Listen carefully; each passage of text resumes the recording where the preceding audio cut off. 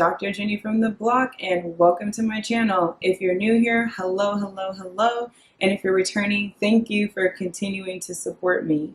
So if you haven't already, please like, subscribe, and feel free to share my videos. I love when y'all do that.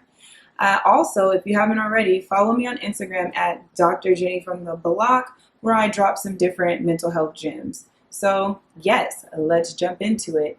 So today's topic has to do with managing anxiety and unwanted emotions, thoughts, etc. So what I want to do today is take a couple minutes to show you all and teach you a grounding technique, which is a technique that we typically utilize, and by us I mean mental health therapists, with people who are struggling with anxiety or trauma symptoms, or even related to PTSD. It's a very simple and right to the point type of exercise that I'm going to show you today, and it's called the 5-4-3-2-1 exercise.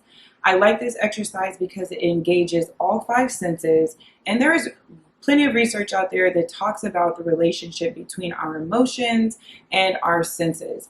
So I won't get into the research piece. I will leave that all for you as your homework, and if any of my clients are out there, they already know I'm big on giving homework. So as we get into these exercises, the one thing I want to name and mention is that I love them because they're very discreet. The thing with the 5-4-3-2-1 grounding exercise is that you could be in a room full of people and no one would know what you were doing. And oftentimes when, triggering things are coming up for us, we may very well be interacting with people in class, at work, etc. And so these are really helpful to help us manage and navigate and come back to the present moment. That's really what these grounding exercises are about, helping us manage our emotions and come back to the now so that we can interact with people.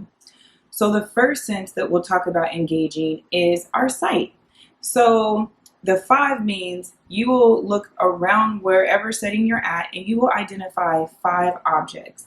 So some clinicians have folks, just name the 5 items. I like to get into the detail.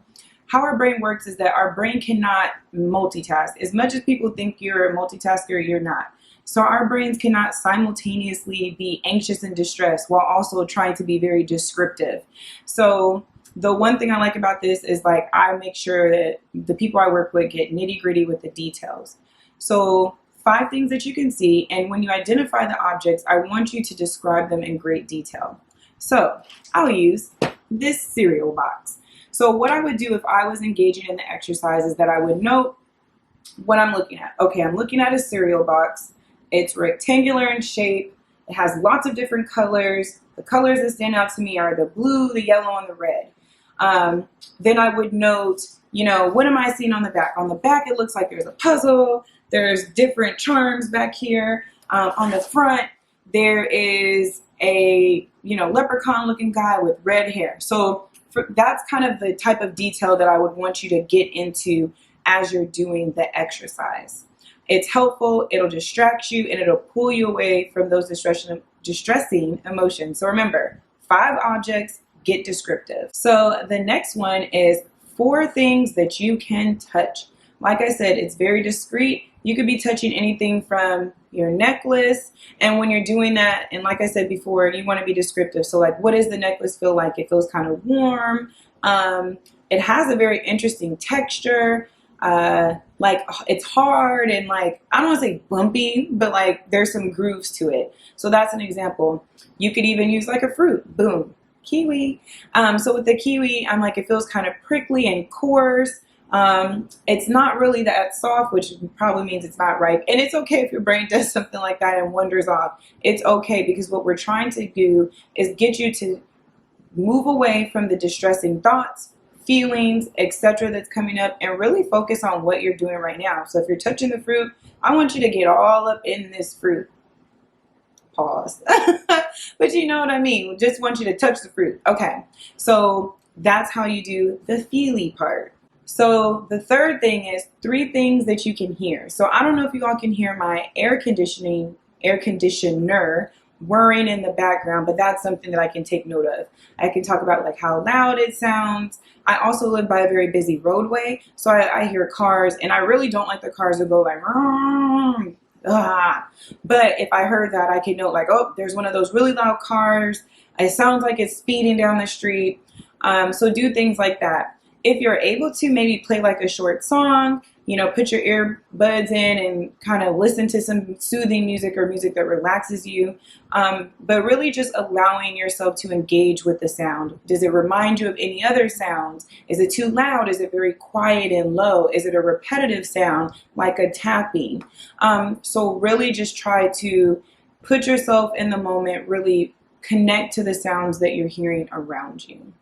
So the second one, number 2, is 2 things that you can smell. So hopefully the environments you are in don't smell putrid, but if they are, take note of that and describe the smells. So for this one, lotion is usually a pretty good go-to. This lotion has a bunch of like lemony type scents in it, and I really like it. So what you could do, like I said, discreetly, like this technique is a very discreet one. You could just think, oh, my hands are a little dry, and get a little sniff in. And this scent, ooh, this smells real good. And you see how quick, boom, I'm just in a whole nother zone. But yeah, so you could use something like a lotion, a perfume, a cologne. If you're maybe in a deli or somewhere bakery and they're making fresh bread, really just engage with your senses. What does it smell like? Is it a familiar smell, unfamiliar smell? Is it interesting? Is it stinky? What is it? So spend time and really just kind of critique the smell. What's going on? What is this? And if it's too nasty, maybe you should get out of that environment. The last one is one thing that you can taste. I like to keep mints on hand. Boom, Altoids, and not because my breath be kicking. It's just always good to have some kind of breath refresher. But if you don't have something nearby, you can always like imagine or reflect on something that you've had before that was a pleasantly tasting thing. So even if you don't have it, you can visualize it. Think about a dish that you really like to eat, a snack, a candy, a drink, anything like that.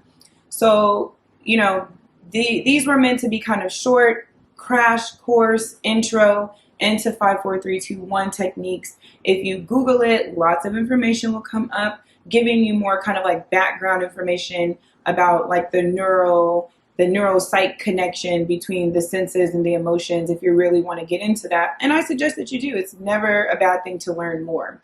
But like I said, this exercise is discreet. It is simple. It's just like one of the best tools that you can utilize to manage anxiety in the moment, because sometimes, you know, we may be in situations where we can't leave or excuse ourselves, and exercises like this allow us to remain in whatever space that we're in and just be able to reconnect. And I want to emphasize and stress that it's okay to just be okay.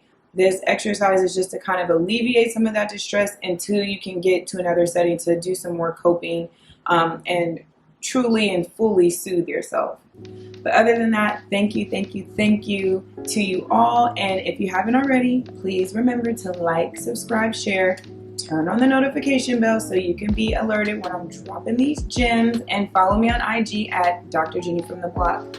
So I'll check y'all out on the next installment. And in the meantime, take care of yourselves. All right, bye.